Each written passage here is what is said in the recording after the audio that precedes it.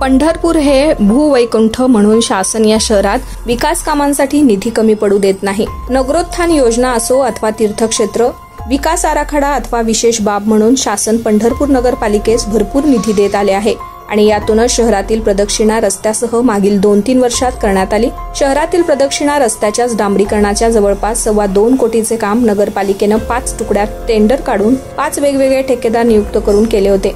याच वेळी शहरातील नागरिकांनी आधी प्रदक्षिणा मार्गावर पाऊस पडल्यानंतर जागोजागी अगदी गुडघ्यापर्यंत पाणी साठून राहते, तासनतास या पाण्याचा निचरा होत नाही, ही बाब निदर्शनास आणून दिली होती। परंतु नगरपालिकेनं नेहमीप्रमाणे वारीच्या तोंडावर कामे काढून हे कामं पूर्ण करून पाठ थोपटून घेतली होती। प्रदक्षिणा रस्त्यावरील बंकटस्वामी मठ ते बेलीचा महादेव या रस्त्यावर मोठ्या प्रमाणात पाणी साठून राहिल्यानं नागरिकांची मोठी तारांबळ उडत असल्याचं मागील 2 वर्षापासून दिसून येते।